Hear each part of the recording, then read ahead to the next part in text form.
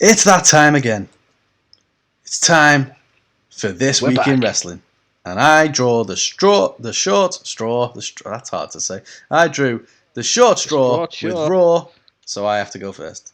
So, this week, the card was AJ Styles took on Jeff Hardy, with AJ Styles picking up the win. We had New Day Sucks taking on Tribution, and New Day, they won. Charlotte took on Lacey Evans again, and Lacey Evans picked up the win via disqualification. Edge. Of course she did. Let's not have a proper finish. Edge gives an update on his WrestleMania opponent choice. Doesn't fucking choose one though, but he gives an update. Yeah, no, that was the update. Yeah, pretty much the update. Damien Priest back in action again on Raw, taking on Angel Garza, who's back on action again on Raw, with Damien Priest picking up the win. Keith Lee takes on Riddle, and Keith Lee wins. We have a tables match, finally. Good to see Keith back though. I believe he had to isolate, didn't he? Shame he had to miss the Rumble and stuff, but he did propose to his missus, which we also didn't put on the news, so congratulations to him. Shit, yeah. That really should have been news. Sorry, too. Guys. Sorry. We finally had a tables match with Nia Jax and Lana after fucking all them months, and Lana wins. The perfect blow-off to... Nia does become a meme. If she wasn't already, she is now. And Anthony, something new and shocking and different for an episode of Raw. The main event this week was Drew McIntyre. Right, ready? Drew McIntyre. Yeah. Randy Orton. Oh, wait. That's as crazy as opening SmackDown with Roman. You just don't see it much. No, actually, I think I remember they did do this about 87 times in the past, couple of weeks. Oh, right, yeah. Must have just slipped our minds. Yeah. Anyway, it's good to see it again. Refresher. I mean, it's nice to get a proper conclusive finish that didn't happen either because it was a disqualification. I think Orton technically won, but it was a DQ. So, that was the card. Okay. So on the show, we typically do something called highlights and no shites. A bit of a stretch this week, but we'll try. So they're getting more and more stretchy. I'll be honest. Speaking of stretchy, Nia's whole. So sorry, I wasn't going to lead in with that one, but I couldn't just that was just teed up. I have right. So listen, bear with me, right. For me, this is one of them things that's so bad it's good, right? Because it was just all levels of ridiculous, right? So don't get me wrong, it's going to be brought up as a no shite as well in terms of the match, but the fact I will say, if it was scripted, credit to her because she's selling it like a boss on social media. As well. No one says my hole. You would say if it was real and she hurt, you know what I mean? Because you wouldn't say my hole, would you? I like that's your issue with it. Yeah. Why did she say hole? No one goes, oh, my hole. You'd be like, oh, my asshole, or oh, my ass. You wouldn't go, my hole. Like, what hole? What? What did you really hit? But yeah, so that was the highlight of Raw, Nia's hole. So as you said, quite rightly, it's now become a meme. Nia Jax is a meme for her hole. This is the world in which we live. So another highlight, Anthony. And yet no one's done the whole damn show yet, which is surprising. That's a meme waiting to happen. Waiting to happen. I wonder what we could use in space for the O. Anyway, so another highlight. So I am quite critical of the Intercontinental Championship and what it has become. That being said, the US title picture is looking good for once, in my opinion. Now, you may be going, really? It's still just Riddle and Bobby Lashley. But no, Keith Lee's involved now. And that's what makes it good. Look, the match itself, Keith Lee and Riddle, was really, really good. It was a great match. And I like the fact that they're building Bobby Lashley still as this monster. Do you know what I mean? It's not like if you think of every other US champ and Intercontinental champ that we've had over the last few years, they're never booked well, are they? And you've got someone who legitimately could be in the main event picture based on the look and fucking size of him. He could be.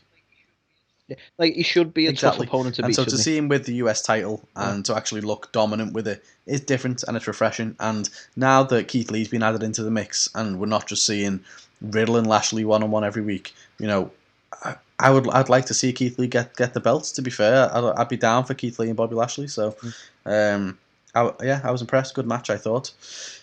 Yeah, I think it'd be a good show actually for Keith to have the title. That's it. Like he's not going to be. Definitely. I know he's had 1 or 2 matches with Drew and stuff for the main title, but he's. Well, let's be honest. Like, if they put the main title on him at this current stage, we wouldn't be happy. Like, and it's not against Keith. It's just we don't want Keith to be the champion right now because of the way things are panning out. So, the logical choice is you let him get the mid-card belt, don't you, and build up. And then when we get to a point that it's like, I don't know, all due respect to him, more realistic that he could take on the likes of Drew and come out the victor and the world champ, then sound. But right now, it's the right fit for him, the US title. And I want to see him with it. I really do. I'd be down for that, definitely. Something else that was great on Raw is just Edge. Edge is fucking brilliant, man. Like, we've missed him so much. It's night and day how different, like, and the quality of his promos versus near enough everyone else's on the current cusp of. I think, to be fair, Undertaker alluded to this, didn't he, on his Josh Rogan podcast, in which he said that they're missing that edge. He was totally fucking right. Got him back, and it's a better show. Yeah, it's definitely edgier with him around. But yeah, so he's just so good. He's just ridiculously good on that microphone, and everything you say, you just hang on every word, and it's just night and day. He's fantastic. And yeah, we also are not going to be getting Drew versus Sheamus at Elimination Chamber, and I'm a fan of that because I want to see it at Mania. To be fair, it's the only match that's got a story behind it. But are we going to see it at Mania? You're convinced Edge is going to SmackDown, aren't you? I mean, well, I'm convinced he's not going to Raw because I don't think it makes sense to have Drew and Edge. I can see him going to SmackDown. Yeah. That would be my pick. But I could actually see him going to NXT as well. To be fair. Oh, changed your mind, have you? I said that. Talk about this last week. No. Like, nah. I said I am confident it's going to be SmackDown. Hey, you check that back because I also said his missus works there, so he might want to be working NXT to be with his missus and that. So shut up. But yeah, so that was the highlight. Technically, not anything that happened other than we not gonna get. Yeah, Edge is back. But no, to be fair, I think the promo itself is one to be watched. It was really good, and like it legitimizes why he's not saying who he's going for. Do you know what I mean? He's playing that whole thing of like playing it smart and playing all the angles, and I can't quite remember how we put it, but you know what I mean? Like the whole promo, like he's explained himself in a way that it makes sense why he's not giving the game away. Like, I like that. Miz basically came out and was like, well, I've got this Money in the Bank briefcase and I'm going to cash it in. But he's like, well, you just told me what you're going to do. You've just told the Ultimate Opportunist what you're going to do. And I'm going to have eyes in the back of my head. I'm here keeping everyone guessing on the toes, and you've just come to me and said, you're just going to cash it in. Like, well, duh, now I'm expecting it. And it was like, well, yeah, that's a fucking really good point, to be fair. But it does, like, you go, as much as we want to know, you go, well, actually, yeah, that does make sense. Keep them all on notice and put them all on edge. It isn't like the promo itself sold the whole way he's being at the minute. As much as we're like, come on, just pick one. Definitely. And we will move on to the O'Shites, which is most of the show, unfortunately. So New Day and Retribution. Who cares? Not me. So who cares? Nia Jax, her whole. I like Nia Jax's whole. Didn't like the whole way this whole thing came about, right? So you've had weeks and weeks the way this whole thing came about. We've had weeks and weeks and weeks and weeks and weeks and fucking weeks of Nia Jax putting Lana through table, right? Then Lana fucks off for ages. Nia Jax goes and got about her own business, all that kind of stuff. All of a sudden, Lana and Nia Jax have a tables match. Okay. And the big payoff to all this has been weeks too late, and with something that was more remembered for my whole than it was anything else. So what a load of shit. So that pissed me off massively, and I'm a bit pissed off because I really want to see Charlotte and Lacey. And I said this, and I booked it. That was what I wanted. I wanted in between WrestleMania. And we are getting this, or some elements of this. I actually think we might see Lacey beat Asuka at Chamber and go in to WrestleMania against Charlotte for the belt. That would be my spoiler. I think Asuka will not go into WrestleMania as champion again. So you can mark my words there. But Charlotte cannot play a face. She just looks like an arrogant, smarmy bitch. She's got a horrible, good person face. She can't pull it off. Cannot pull it off.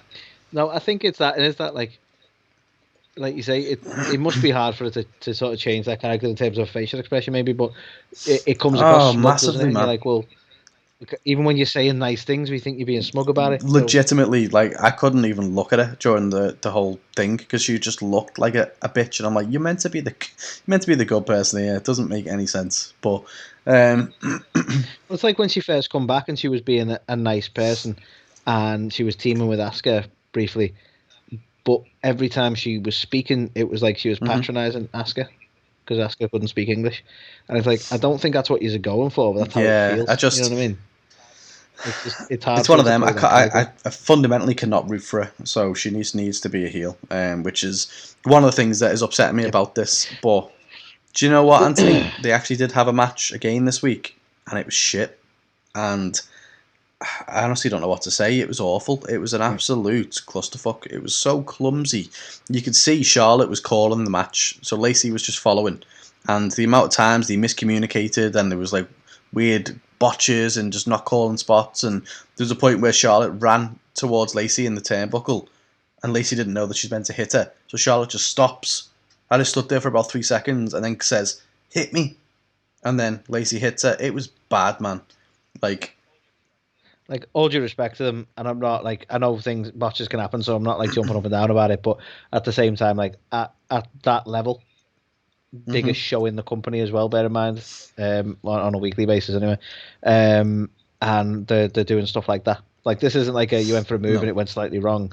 That's quite a noticeable. Yeah, I just think like I still believe these two are capable of putting on a fantastic match. I just think it needs to be pre-planned. They need to know what the flow of the match is going to be. They need to call the spots ahead of time, not just try and have Charlotte call it in the ring, because she can't do it. And it shown. It really did show in this whole match. It was awful. So, disappointed, but at the same time, I still believe, and I still hope we do get the match, and I hope it's much better than what we saw on Raw. I think they're definitely not done with it, so hopefully we do head to like a really good match between the two. Yeah, definitely. It's just a shame again that it's basically a Ric Flair on a pole match in it. They tried to do some justification, didn't they? Of it's. Well, that's it. So they've now moved away from the whole. Well, okay, Lacey. Even though they went to a fucking hotel together last week, that's not a thing anymore. She's basically just getting wrestling tips off him. Okay. Yeah. That sounds like a really poor excuse anyway. Like, no, we were just wrestling, just wrestling. That's all. I definitely did give you the tip. Woo! That was my best Ric Flair. My shoulders. And then the final shite of the night. That should be its own thing. The shite of the night, the worst thing, is really Drew McIntyre and Randy Orton again. Man, this is getting as bad as fucking Randy Orton Triple H. Which again we got that a couple of weeks ago. Like, fuck me, how many times are we going to see these two fight each other? They just. Ooh, can we get a triple? And like, maybe? No Alexa again, no Fiend, no point. Yeah, we'll just forget about that. And it's like, the whole point of it was meant to be, well, okay, Sheamus is going to show up and he's going to try and get Drew again, but Drew will outsmart him. Yeah, it didn't work. And why does it have to be Randy Orton again? Yeah, I'm still pissed off that like the Randy Orton burnt face thing lasted for like a week and came to nothing at all. Don't book a story if you don't know how to get out of it. Where is the Fiend now? And like, where's Alexa gone? Like, she showed up, fucking spewing black shit out of face and then's been gone. Like, what are you doing? Do something. They haven't got one up, clearly. And you know what the annoying thing is? They're going to make us forget about it for a few weeks and then just randomly pick it up when they want. And they'll probably even make Randy all burnt again as well. Just randomly, I don't know where he's wearing his mask again for some reason. Would not surprise me. But yeah, that was the club. We're all sat here like, why have you done that? And they're just like, well, fuck you. That's and we'll just take it. But that was the clusterfuck of the 3-hour Raw. And it gets a big shiny 1 out of 5 from me. And most of that's just for Nia's hole, if I'm honest. So yeah, shit show. I have to agree with you on 1. There's not a lot here to enjoy. Maybe Edge is part of the reason for that one as well, but thingy. Can't justify any more than that. I really can't. You ready to talk about NXT, Carl? We must. Let's do it. So in a fit of envy here, Carl, you get to talk about a 3-hour show like every week, and I'm like, I want to talk about a 3-hour show. So what I've done, I've put NXT and their Ultimate Pay-Per-View Takeover Vengeance Day together. So this now is not just going to be the results of NXT. We're going to talk Vengeance Day as well, Carl. Why the fuck not? We'll get all NXT boxed off, and then we can carry on. So, the card for NXT on Wednesday night was MSK going up against Legado del Fantasma in another Dusty Classic tag match, with MSK taking a win. We saw Xia Li going up against Cora Jade, and I believe this might have been a debut in Cora Jade, with Xia Li taking the win. We saw Shotzi Blackheart and Ember Moon go up against The Way, with Shotzi Blackheart and Ember Moon taking the win. We saw Austin Theory going up against Kushida, which I suppose Kushida took the win, ultimately ended in a DQ. We saw a fucking awful promo from Cameron Grimes. And then we end the night with a Tim Thatcher and Tommaso Ciampa match going up against the Grizzled Young Vets, with the Grizzled Young Vets taking the win, surprisingly. So that was the card for Wednesday, Carl.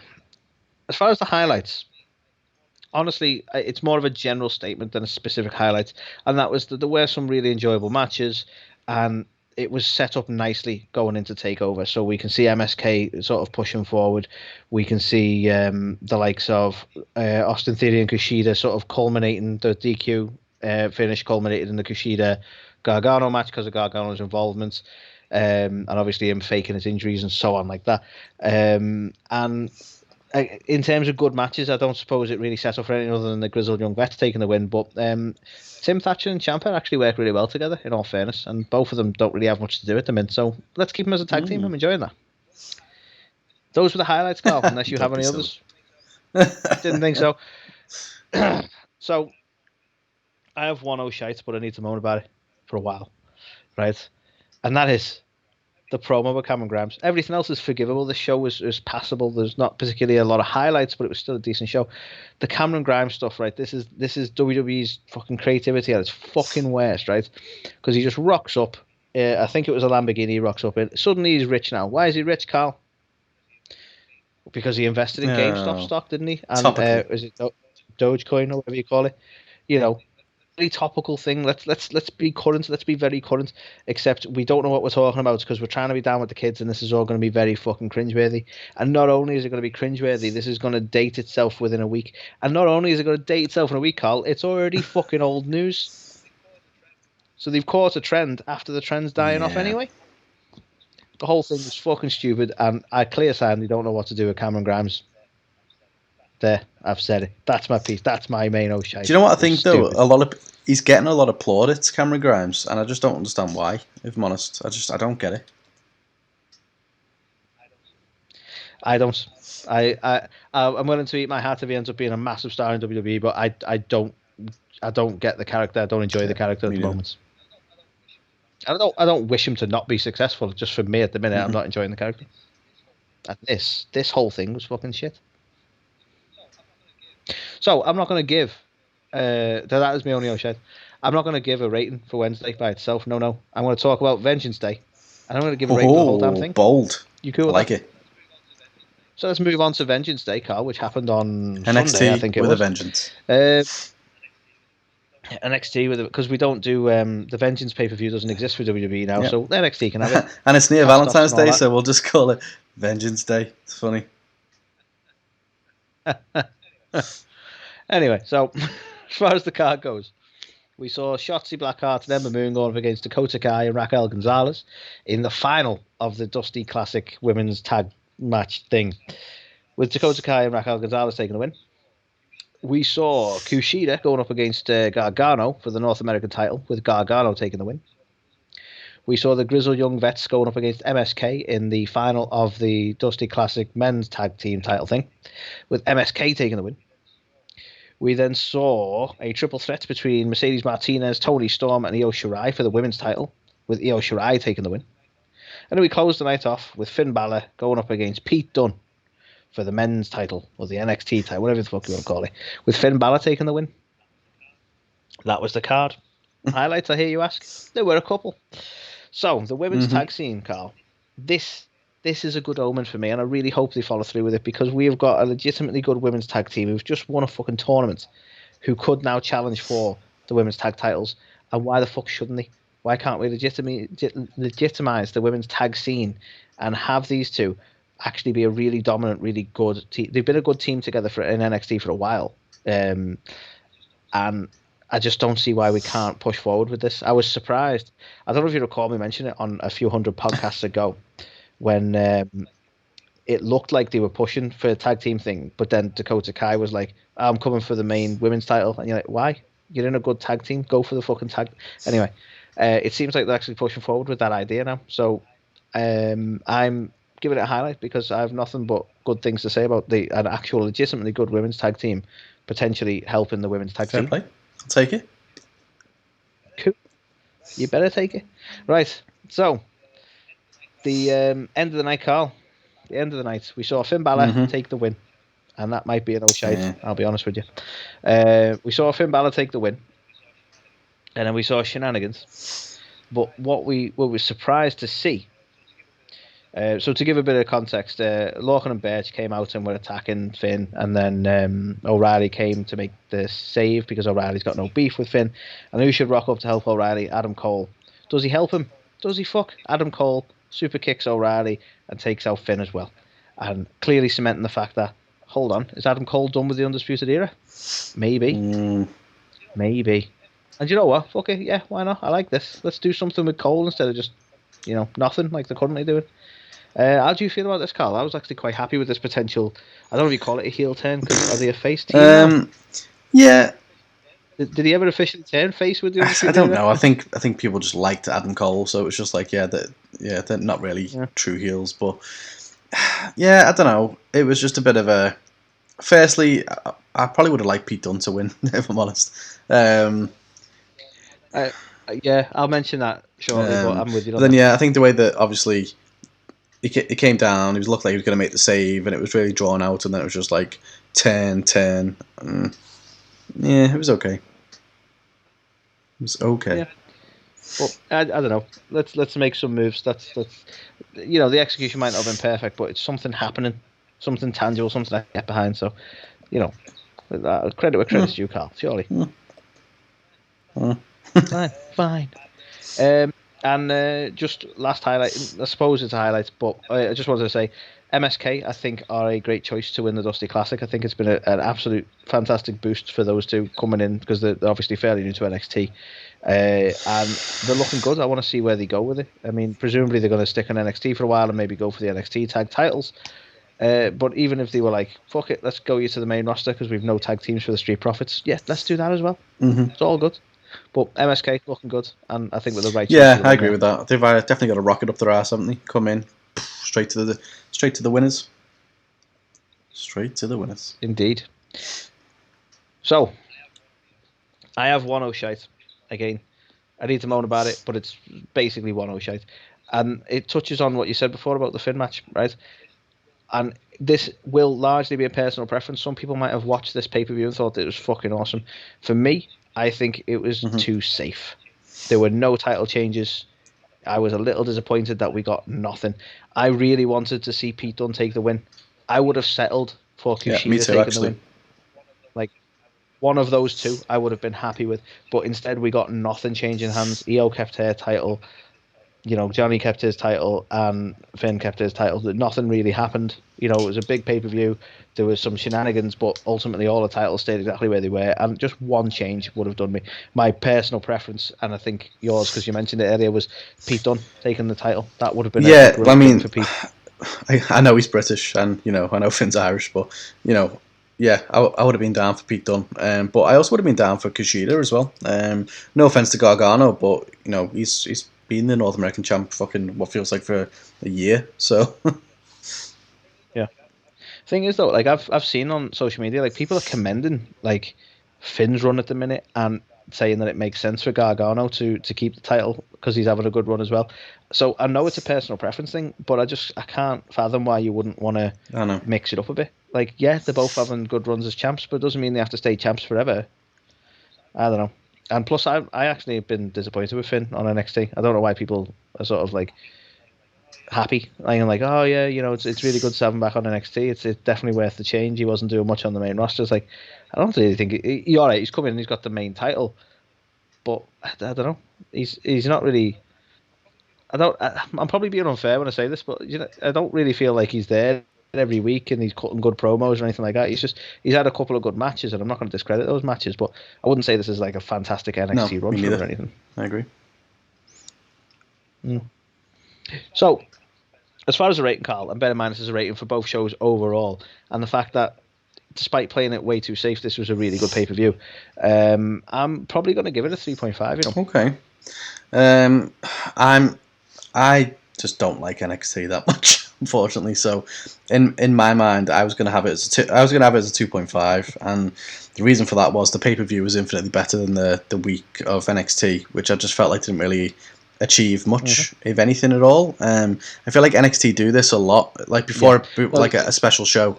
If I was rating them separately, I'm with you. If I was rating them separately and I had to rate just NXT that week, it was nothing but lining your ducks up ready for the pay-per-view. It's just, which makes the show kind of boring because you know they're just getting everyone. Well, that's it. But like most of the time, it doesn't even do anything to progress the pay-per-view. It's just like, well, we know there's a pay-per-view coming up, so we'll just have a safe week.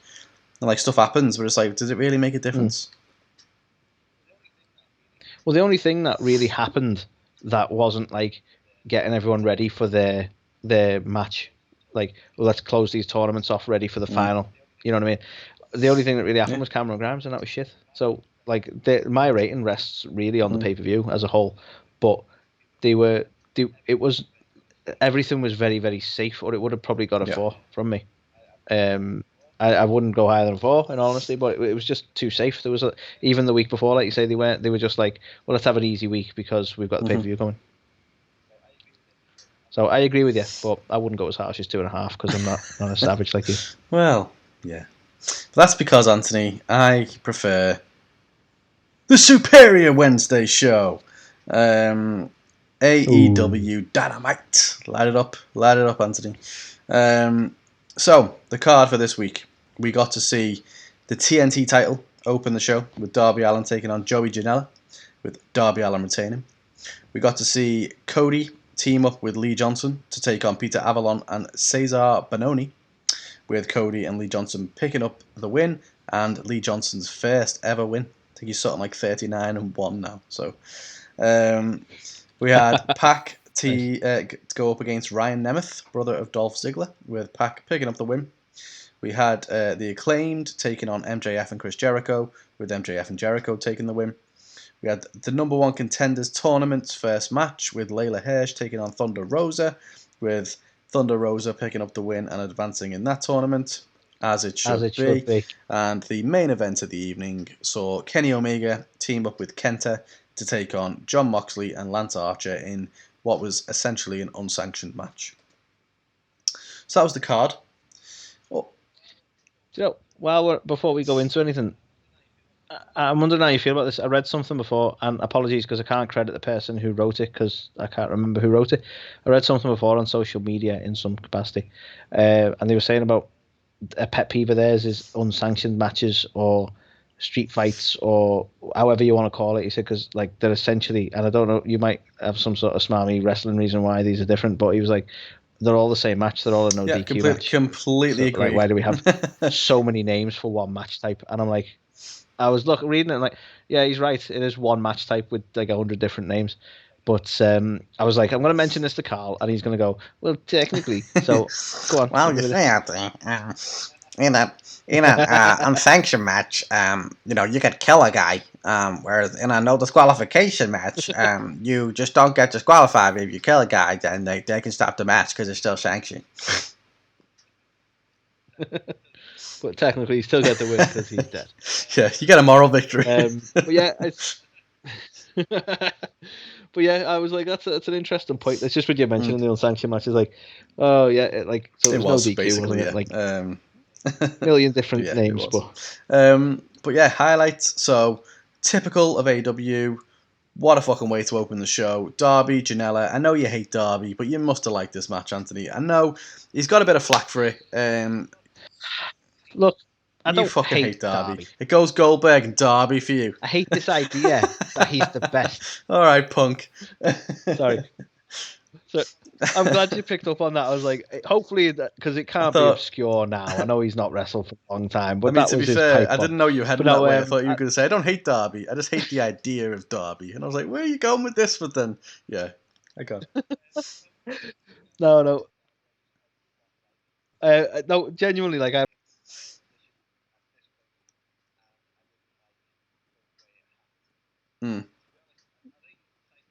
This point, and I didn't like first homegrown, basically the way it happened. And to be honest, are they citing him as their okay? Yeah, maybe. I don't know. I think he's deserving of it, to be fair. And shut up, Anthony. Did I ask you for your opinion? No. Yeah, to be fair, yeah, he'll be the only TNT champ that counts. But no, fantastic opening to the show.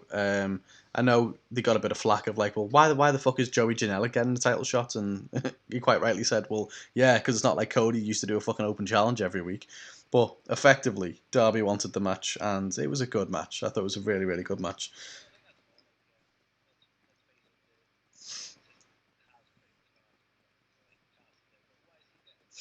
Let's face it. Yeah, a little bit. The rate. Yeah. But no, I thought it was a fantastic opening to the show. Really high intensity. It looked like Joey Janela was going to win a few times as well, which obviously keeps you on the end of your seat. You never expect it to happen, but you never know, do you? But yeah, I thought it was a solid opening as always. And did Sting get involved? Later in the night. So we had a squash match for Pink. Pink? For Pac. Who the fuck's Pink? Move over, Bow Wow. Move over, fucking whatever you face. Bad Bunny. You saw that coming. Yeah, Pink did not show. No, so Pac actually, was able to just run through Ryan Nemeth, and I thought it was good. It's a bit different, to have a squash match. They've not really had one in a while on AEW, and whenever they do them, it makes sense. And Pac just basically beat the shit out of him, so it was really good, I thought. And obviously we have to praise it for the pictures going around Twitter of Ryan Nemeth just absolutely KO'd. I genuinely have to give credit to Dolph as well, because he was probably the most amusing with it. Put it as profile picture. He broke the ice with it, I think, because and it was all just a bit of fun, but Ryan was like very much like, I don't want to see this image, I'll be blocking anyone who puts it up, and like trying to play it all serious. And the first person to like comment or put it up was his brother. It's like, nice. Oh yeah. Nice. That was good. That's like proper brotherly love right there. And I have to ask you, Anthony, have you got any hats? Because I need to eat one. Because I slated the Acclaimed when they made their debut. I was proper against them. But yeah, I don't know, they've grown into it, I think. Maybe it's a little bit more polish.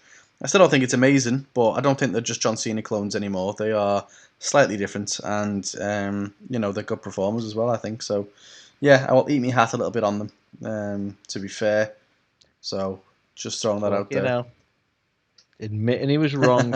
I know. I'm not even drunk, damn it. Got it on tape as well. That's what you think. Do you know what, Anthony? It was that good of a week. I can't even shit on Matt Hardy this week, which is usually we go to, because it was actually a great segment. So, he's trying to get Hangman Page. He tries to basically takes him to a bar, says all the drinks are on him, tries to get him wasted so he'll sign the contract. Hangman switches the contract over, gets Hardy to sign with some contracts. We have no idea what it is he signed, but I thought it was funny. And I like it. I like the fact that he's tried that and that it didn't affect sort of Hangman. Like, he's a seasoned drinker. He's gonna be prepared for this kind of shit. Exactly. It's quite it's good fun. So I'm excited to see what happens off the back of that. So fair play. The fucking Layla Hirsch Thunder Rosa match, man, was sick, as always expected from Thunder, but Layla Hirsch, she looks better and better every time I see her as well, and obviously going in there with the likes of Thunder, just she could show her stuff, she's greener than a lot of the other women, but yeah, she's definitely she's growing week in week out, and you know, I'm excited for the women's tournament because we've now got the potential of seeing Rio take on Thunder Rosa. To be fair, so that did not to digress slightly, but something that probably should have been in the news, but we'll mention it now. Did you see Thunder Rosa's husband and his Twitter comments? Nope. I'm paraphrasing because it's off the top of my head and something we should have put in the news. But he made a comment. It was a picture of Thunder Rosa he put up, stood next to the AEW logos, and he made a comment along the lines of, like, hopefully they can call this home one day. So really massively hinting that, you know, coming a time, Thunder's probably going to head to AEW, which is nice. That is interesting because we didn't know what the whole thing was with the NWA contract and whether she was going to re-sign anything or like what it allowed her to do or not to do and how long it was for. So yeah, I'd love to see her in AEW permanently, but I think it's one of them where it's not even anything against WWE. It's just like I've come to know and ingratiate myself with her through AEW. This is where this is where she suits. And again, it's probably just me going, well, that's where I was introduced to her, so this is where she should be. It's like when we said earlier about Kurt Angle coming home. Yeah. Like Kurt Angle suits WWE because that's where I knew him and that's where I got to know him. So no, definitely personal preference, but I'd prefer to see an AEW just on that basis. Yeah, I would too, and I think it'd be major for their women's division if that does, you know, end up being the case and she does stay there permanently. But for this tournament bracket, man, so she's through. The next match we're going to get is Rio making her return after like over a year to take on Serena Deeb. So whoever wins that match, I'm either going to be stoked to see Thunder versus Rio, or I'm going to be stoked to see Thunder versus Deeb in a rematch, obviously after the NWA title thing. Like, part of me wants Thunder Rio because I've not had it, but I can't even knock a rematch, like you say. That would be awesome. So either way, I'm going to be entertained. Tough choices, man. Yeah, it's a win-win. And I thought the main event was really good as well. Action-packed, entertaining. Like I love when they go backstage and they just do stupid shit. And obviously, in the wrestling world, if you throw a hard punch, it's called, you know, a potato. Like you've potatoed that guy, and they literally just did a stupid fucking bit where they just got a load of potatoes and threw him, and the commentary team were like, "Oh, he's potatoing him," and it was just, I don't know, maybe it's just the smark in me, but I thought it was hilarious.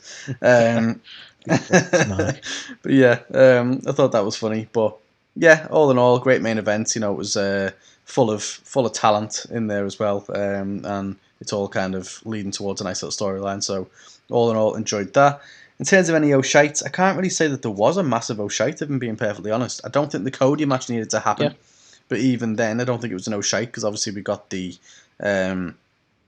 whole thing with Lee Johnson, you know, signing with the Nightmare family and getting his first win. So that still had a reason. You know, I'm sad that Sammy's left the Inner Circle, but I don't think it was an O'Shite as such. I don't know whether you've got any... it's just kind of, we like him in there, but it's kind of a progression of story, isn't it? So you can't really knock it. The only, if I had to call an O'Shite, and I wasn't even about the show as such, but the Young Bucks have basically said that they want to challenge fucking, who was it, other Inner Circles dude? I can't remember the names. Santana They're the ones. So they've said, oh yeah, we're going to challenge them next week. Now, what bothers me is they had a whole fucking tag team battle royal to determine the number one contenders. So, and the Young Bucks were in it. If they won, they would have been able to pick their challengers. So why can they just go, oh yeah, next week we're facing Santana and Ortiz? You didn't win the fucking battle royal. Yeah. So, but they can still do what they want. Yeah. So yeah, that'd be my only O'Shite, but that wasn't really a big part of the show at all. So, all in all, Anthony, I was thoroughly entertained throughout. Fantastic opening to the show.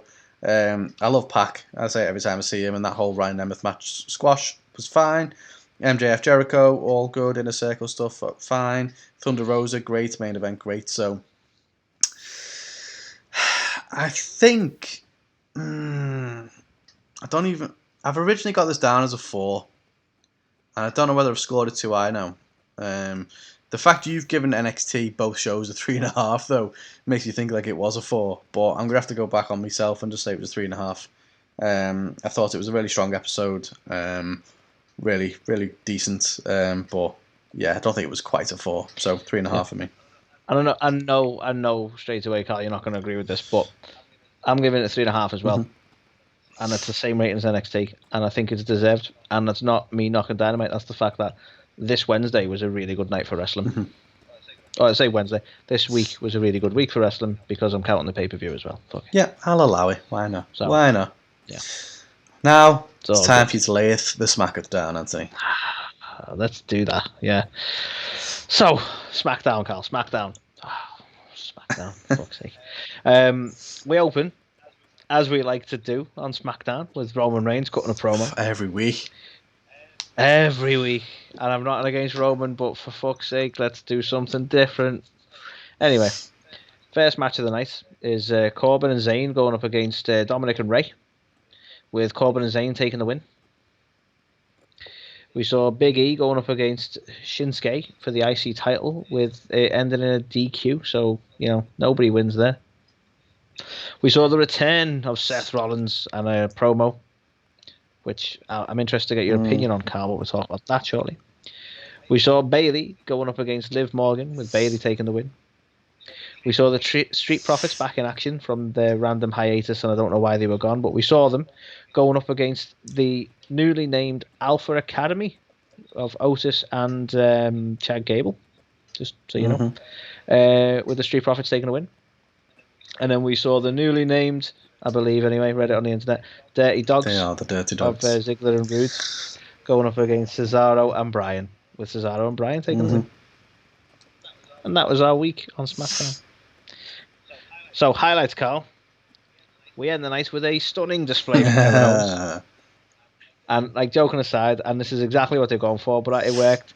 And this was Kevin Owens just channeling his inner Austin and coming out and just laying stunners out for fucking everyone. And I enjoyed it. That was fucking fun. I have an old shite tag to it in a way, but we'll talk about that shortly.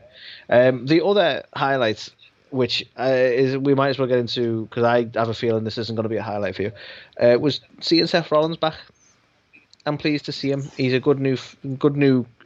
he's a good face to have on SmackDown. We haven't actually seen him on SmackDown because he kind of was drafted over and then was gone after the whole Rey Mysterio thing panned out. So we haven't seen a lot of him on SmackDown yet. I'd be excited to see where they go with it. I presume at some point him and Roman are going to come head to head.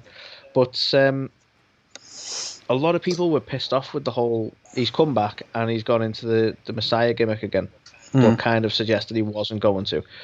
And a lot of people aren't happy with that. They wanted a different Seth, but I'm looking at it like, what Seth would you have preferred?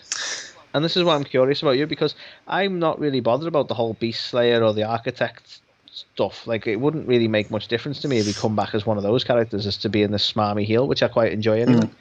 I think I was maybe a little bit like, well, why have you come back with your old theme music and hinting that you're not going to be the Messiah, only to go, well, I'm still the Messiah character. That might have not helped, because a lot of people were like excited because his old theme music was back, which I'm sure they had to pay somebody for, because as we know, it's not a Death Rebel track. Death Rebel. Yeah, Death Rebel. I think that works. To be honest, Anthony, that was my main issue with it, is the fact that I was excited to see him come back, and then they play that Burn It Down. I'm like, oh shit, what Seth are we going to get? And it was just the same gimmick. So I was like, well, why change his music? Yeah. I think I'd be curious to see whether they keep his music or whether he goes back to the Messiah thing, or whether he's going to be like a similar character to the Messiah but still having that music, not into the full God complex thing. I did like the Messiah music, to be fair, but at the same time I also thought it sounded too similar to Bayley's in terms of how it opened. Yeah, it just happened to have been created by the same people. I thought everyone was going to end up that fucking music at some point. Yeah, so I was a bit like, every new track that was coming out was, oh, you're like, what the fuck? So, but I am super curious, because like I would have thought they were trying to avoid the heck out of CFO tracks. I know some people that's synonymous with their character that they don't, like, they won't get rid of it. You know what I mean?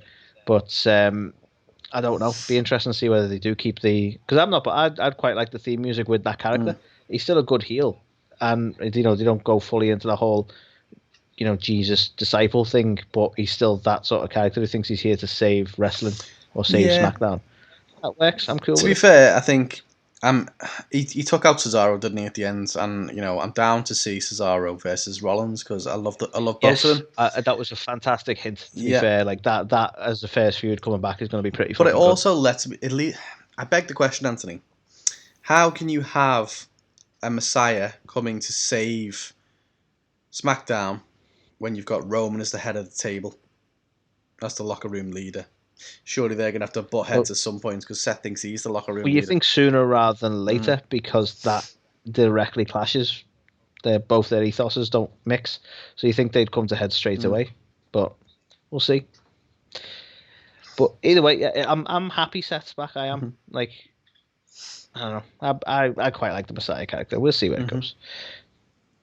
I mean, my last highlight, Carl, is the tag scene. And this is just a little pet peeve I've always had. And it's nice to see them actually doing something with it. And that's the fact that, like, we've now got, we've had tag teams going long enough that they're actually trying to establish them as legit tag teams. So we've got Gable and Otis trying to be a legit tag team, and they've got a name. And Ziggler and Rude, who've been together for a shockingly long time, considering, are now the Dirty Dogs, as shit as a name that is. It's nice to see that they're actually trying to make them more of a tag team, amalgamated together, rather than just like two guys who we fucking threw together. Like, let's be honest, Sheamus and Cesaro were better when they were the Bar. You know, it's just nice to have that symmetry in terms of your gimmicks and your style. Just makes sense. So I was quite happy to see them trying to put some effort into the tag team, I suppose, is the way I need to put it.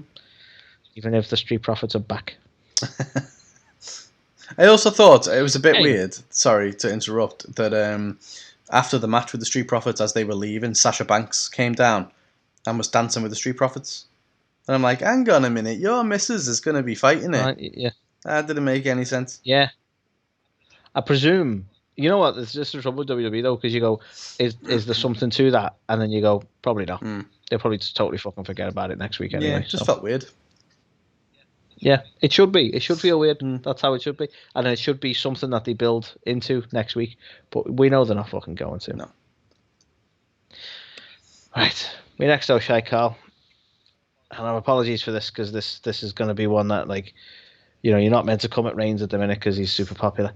But, this isn't anything against Reigns personally. I still think he's doing really good work as a heel. But him opening the show was fucking useless. Like, we knew there was going to be an Elimination Chamber. Like, we knew he was going to defend his title in some capacity on the pay-per-view.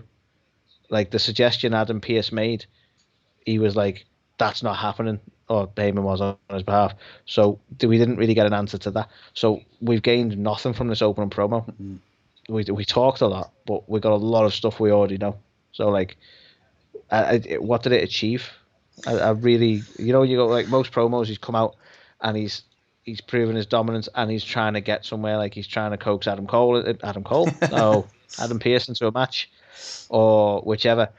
This just, for me, this was probably the most useless. Like, we need to open the show with Roman, but we've not really got a lot to say. I just feel like it's too formulaic now. Like, it's just the same opening every time, and it's starting to harm him more than anything, because he was coming out cutting these fantastic promos, and as you said, he's just got less and less to say.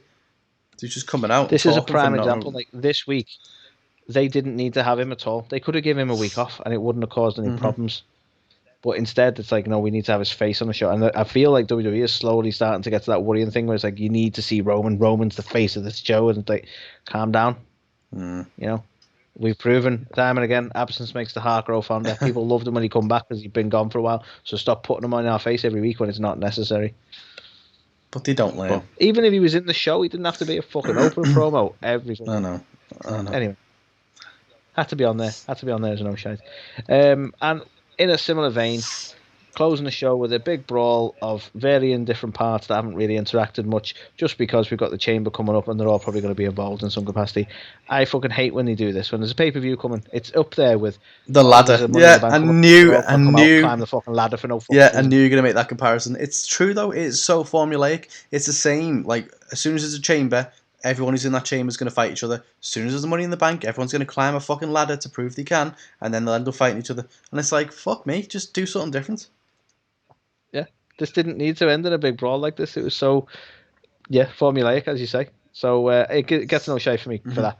They just want to go, look at all the people who you could see fighting, and like, they're not going to pay it off, really. So, just useless. But again, it did get a highlight within it, because I really liked the KO coming in and doing his best Austin impression was actually quite fun. Now, my last one, and I'm sure we can all agree on this, I'm sure universally the world over, we can all agree on this. Not just you and me, Carl. Everyone can agree that the Mysterios have just got fucking nothing to do, have they? It's embarrassing, really. It's like, why? We ended that whole Buddy Murphy storyline where he ran off into the sunset with Aaliyah. Strange way to finish it, but there you go. And now they've just got nothing to do. They're just pair of them are like, sometimes they're a tag team, sometimes they're not. We'll perpetually fight Corbin in some capacity. Corbin's beat them both. So, like, why do we need to keep having matches? Now he was in a tag match this week for some reason.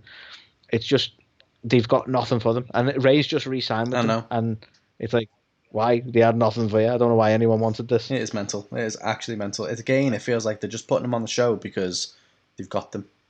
It's mad. Yeah. And that's what it feels like. It's like, well, we need that. We need some sort of match with them involved, so let's just throw that together. But even just pull away from Corbin, and I'd be a little bit happier. But like, how many times is Corbin going to have to fight these two? It doesn't make any sense, does it? It just doesn't make any sense. It really doesn't. So that has to be my last one. As I say, it's a minor gripe. I suppose as well. I have nothing against Ray. I suppose as well with that, again, showing how they've got nothing for the Intercontinental Championship either. Because Sami Zayn was his tag partner. Well, yeah, that's a fair point. And to be honest, like, again, some people are. It wasn't a no shite, but we're going to talk about it now. Anyway. Some people are like really big into Big E at the minute and saying he's having a good run. I've not seen any evidence of that just yet. He's winning matches, don't get me wrong, but I wanted more out of the Shinsuke and Big E match, but I didn't get it. Well, you had obviously almost like an Apollo turn, didn't you, this week? And it was like, well, so have we just dropped Sammy altogether from the IC picture now? Is it just Apollo and Big E? Is it like what are you building towards? It just feels like nothing. I think they're building towards a triple threat with Shinsuke involved again, because obviously we got the DQ this time. So I don't think Sammy's in the picture, and I think we're going to go to that sort of triple threat. But I'm not that interested in Apollo as I don't know. He might not be a bad heel, but like, I don't know. I feel like he might be one of them in a similar vein to Charlotte, where he's not going to do a very good job of being a heel, and he's just one of them people who's naturally a face because he's not very good at doing the heel work. See, it might be believing, but like, I don't know. And do I want to see him and Big E have a match again? Not really. Even if you include Shinsuke, not really. No. It feels like an absolute lifetime ago when he was on Raw slapping the shit out of Andrade as a face, and just absolutely like, whoa, this guy's cool. Well, I really enjoyed his US title run as a face, and I don't know where the momentum from that went. I really don't. Such a shame that. But yeah, that did need a mention, to be fair. Well spotted. Oh, thanks. But I will give my rating now. That's my shite's done. So, as far as the rating goes, Carl, this was very middle of the road. And I did have a few more gripes than I have had in the last few weeks. So, I'm probably going to give this a 2.5. Okay. I'm going to go under you again, my friend. I'm going to give it a 2. And I apologise. I don't just wait for what you say and then go a 0.5 below. Honest. That's my strategy. That's the t-shirt waiting to happen. 0.5 below. It was so, I don't know, it was just so lackluster, wasn't it? It wasn't good at all, I don't think, this week. Even like the Rollins coming back thing, and we've seen that done before, but there's everyone around the ring. It's like, why are they around the ring? And then everyone just goes by one. It's like, I've seen it all before. So yeah. Yep. So that was it, man. That was SmackDown. And that was This Week in Wrestling, I believe. That was it. That was everything. That was the show. It's been a series of 45 to 50 minutes segments for you, once again, talking about all the things we love, we hate, and mainly just the stuff we hate in this last segment. Mostly bitching. Yeah, just bitching and moaning, to be fair. But yeah, thank you all once again. Bitching and moaning. Oh, that's got to. Can we have that as our theme, please? Yeah, I'm happy to drop that track. Brilliant. You can be Festus though. I'll be Jesse. Yeah, it was about right. But yeah, before we love you and leave you, another reminder: go and check us out on the socials, guys. We're everywhere. We're on the TikTokies. Get on the YouTubes. Subscribe there. The Instagrams. We send some twits every now and again. I've got a Snapchat. We use the Facebook. Don't know what it does though. Maybe send me something. Not a dick pic though. Not again, Anthony. But no. You can follow us on all the socials wherever you're listening to us or watching this episode now. We thank you. We are in all the other places too. So if you ever feel like you can't watch us, you want to listen to us on the way to work, check us out on any of the major podcast places. Or conversely, you listen to us. Spotify, Apple, you think Googles. What are these two sexy bastards, they must be sexy in real life. Check us out on YouTube and you'll see that just isn't true. And if you want to get some merch, we've got some merch. We talk about making new merch every week. One day we will. But we've got some for now. You can wear our faces. Carl likes to do a run every once in a while. He'll update. I get bored and I make some graphics, okay? It's what I like to do. But we've still got a lot of merch. We've obviously got our A2theK logo tee. We've got the whiskey and wrestling on there. Not a fan of whiskey? Don't worry. A personal favourite of Water mine. and wrestling. Yeah, if you're a straight edge superstar. What else have we got? I was looking at you, Punk. Got, the Le Sex Gods maybe no more, but Le Sex Pods are still a thing. Still alive. That's it. Go and check all these things out. You can support our upcoming wrestling event in 2022, the Rollins Rumble, by getting a charity tee as well. We just got everything. All there available for you. So buy it. Buy it now. Buy it now. And that's it. Any parting words, Anthony, Indeed. for these lovely folks who've watched or listened to us for all of these minutes? No. Fuck you. No. As always, it's been an absolute pleasure, guys. We really genuinely appreciate you listening, and we will see you all next week. Bye-bye for now. Enjoy the outro.